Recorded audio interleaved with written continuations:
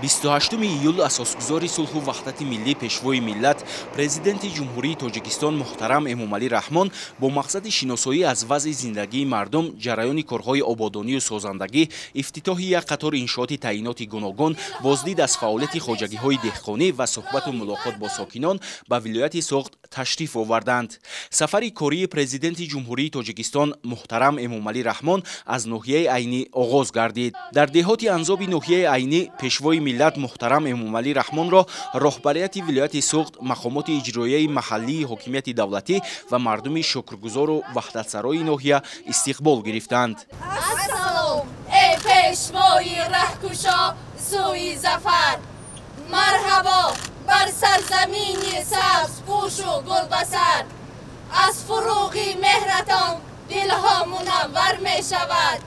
роҳи фардо низ мегардад дурахшон бештар. пешвои миллати маҳбуби мо хуш омадед. бо шукӯҳу нусрату файзу зиё хуш омадед. хуш омадед ба суғди бостон. қадамҳоятон хуҷаста буд пешвои муаззами миллат.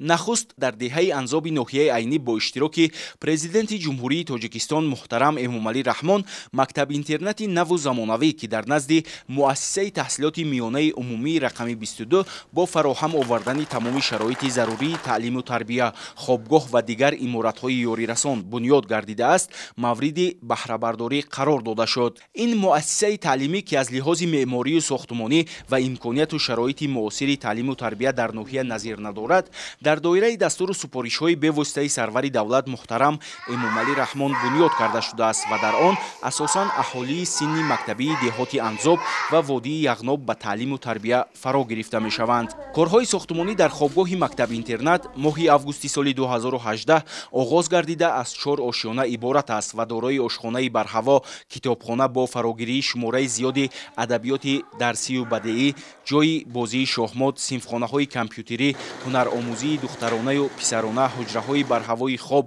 дарстайёркунӣ, нуқтаи тиббӣ, ҷойи дарзмолкунӣ, толори барҳавои варзишӣ ва дигар иншооти ёрирасон мебошад. хобгоҳи мактаб-интернати назди муассисаи таҳсилоти миёнаи умумии рақами 22 дар маҷмӯъ барои 110 нафар пешбинӣ гардидааст.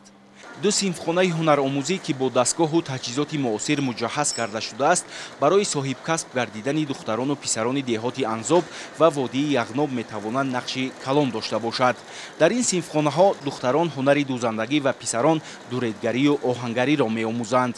сарвари давлат муҳтарам Эмомалӣ Раҳмон аснои шиносоӣ аз тарбиятгирандагони ин муассисаи таълимӣ даъват ба амал оварданд ки дар замони пешрафти куллӣ дар ҷаҳон аз ҷумла рушди бесобиқаи илму техника пайваста пайи омӯзиш бошанд ва дар оянда ҳамчун кадрҳои баландихтисос дар ободию тараққиёти Тоҷикистони соҳибистиқлол саҳми арзандаи худро гузоранд. ба таъкиди пешвои миллат, ҳадафи ҳукумати ҷумҳурии Тоҷикистон ҳам аз бунёди муассисаҳои муосири таълимӣ дар тамоми шаҳру ноҳияҳо ин ба таълиму тарбияи дуруст ва ҷавобгӯ ба стандартҳои байналмилалӣ фаро гирифтани наврасону ҷавонон мебошад. бо таваҷҷӯҳ ба ин, ифтитоҳи мактаб-интернати нав ки дар арафаи таҷлили 30-юмин солгарди истиқлоли давлатӣ рост омад, барои хонандагон тӯҳфаи арзишманд арзёбӣ гардид ва аз омӯзгорону мураббияҳо даъват карда шуд ки бо истифода аз шароити хуби дар ин муассиса муҳайё гардида ба сатҳу сифати таълиму тарбияи насли наврас таваҷҷӯҳи бештар зоҳир намоянд. ҳамаи синфхонаҳои мактаб-интернат бо пешрафтатарин технология ва воситаҳои илмомӯзии муосир ба монанди тахтаҳои электронӣ ва компютерҳо муҷаҳҳаз гардидааст. соли 2011 пешвои муаззими миллат супориш дода буданд ки дар деҳаи Анзоби ноҳияи Айнӣ мактаб-интернат барои хонандагони водии Яғноб сохта шавад. хушбахтона мактаб-интернат дар деҳаи Анзоб сохта ва беистифода дода шуд. мо омӯзгорон, хонандагон ва аҳли деҳа миннатдории хешро ба пешвои муаззими миллат мерасонем. ин хобгоҳ мактаб интернат маҳз барои хонандагони водии Яғноб сохта шудааст, чунки онҳо аз таҳсил дар зимистон хеле дур мемонанд ва имрӯз шароит фароҳам омад ки онҳо дар ин хобгоҳ зиндагӣ кунанд ва дар мактаби таҳсилоти миёнии рақами 22 таҳсил намоянд. و با زبان شیرین یغنوی میگم که این نور این لود شاد بند 2 روغنی کلچشنی آزاد بند. یعنی معنای این در آن است که امروز بچه‌های یغناب خیلی خرسند از این اقدام. با تشبث اساسگزار صلح و وحدت ملی پیشوای ملت محترم امامعلی رحمان، ما تربیه گیرندگان آرزو و رویاهای خود را با دستگیری و غمخواری های پیشوای ملت عملی گشته می‌بینیم. ساخته و به استفاده دادن چنین بینای محتشم و زیبا در دل کوههای این دهه رفشنگری آن است که پیشوای ما به رشد ساحه علم و معارف و باسواد نمودن نسل آینده سازی ملت دقت اولین درجه ظاهر نمودند. ما تربیه گیرندگان جواباً به این دستگیری و غمخواری های پدرانه پیشوای ملت وعده می‌دهیم که با دانش خوب و اعلی تحصیل نموده پیرو پیشوای معرفت پرور خود باشیم. تالاری ورزشی که برای مشق و تمرین نمودهای گوناگون پیشبینی شده است، پیش از همه در ترغیب طرز حیات سالم بین خوانندگان و آماده نمودن ورزشگران آینده نقش اساسی خواهد داشت. در این مکتب اینترنت همچنین یک بخانه دارای تجهیزات معاصری با انگشت فعالیت کننده ساخته به استفاده داده شده است. در فصل سرما به واسطه این بخانه تمام انشاءات مکتب اینترنت با استفاده از انگشت با گرمی تامین کرده می شود. خوانندگان و آموزگاران مکتب اینترنتی مذکور جهت فراهم آوردن شرایط ارزنده تعلیم و تربیه به سرور دولت محترم امامعلی رحمان اظهار سپاس و منتداری نمودند.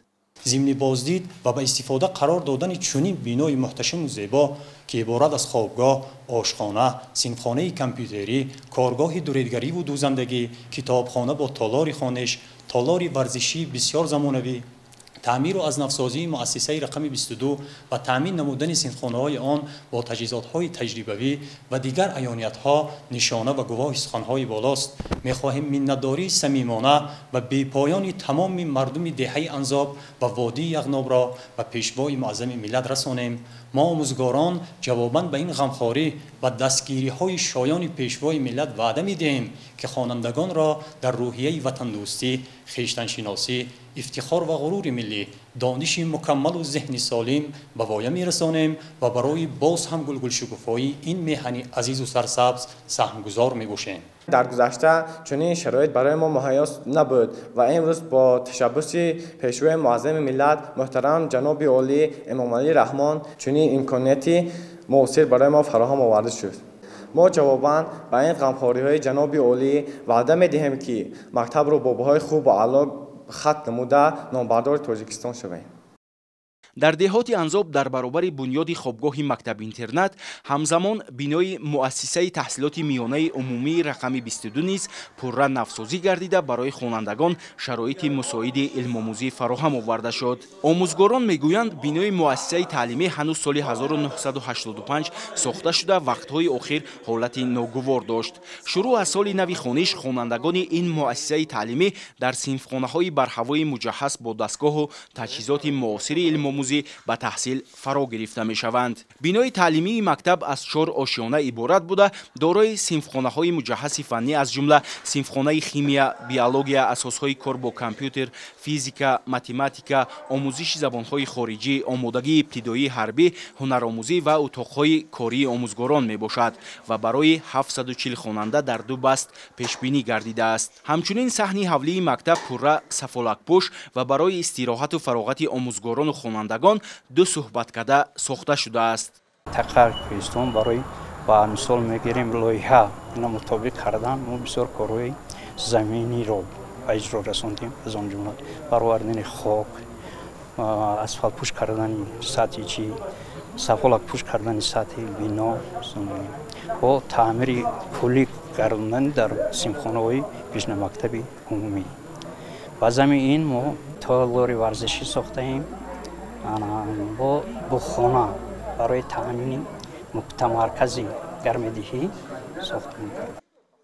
президенти ҷумҳурии тоҷикистон муҳтарам эмомалӣ раҳмон чун анъанаи нек дар арафаи 30-юмин солгарди истиқлоли давлатии ҷумҳурии тоҷикистон ба 20 нафар ятими кулли деҳоти Анзоб ва 40 нафар наврасони водии Яғноби ноҳияи Айнӣ ки аз ин пас дар ин муассисаи таълимӣ ба таҳсил фаро гирифта мешаванд, тӯҳфаҳои идона тақдим намуданд. Сарвари давлат муҳтарам эмомалӣ раҳмон таъкид намуданд ки таваҷҷӯҳи давлату ҳукумати ҷумҳурии тоҷикистон нисбат ба таълиму тарбияи насли наврас бахусус ятимону бепарасторон ва фарзандони оилаҳои ниёзманд сол то сол зиёд гардида, ҷиҳати фароҳам овардани шароити мусоиди таҳсил, кору фаъолият ва зиндагии мустақилонаи онҳо тадбирҳои зарурӣ андешида мешавад.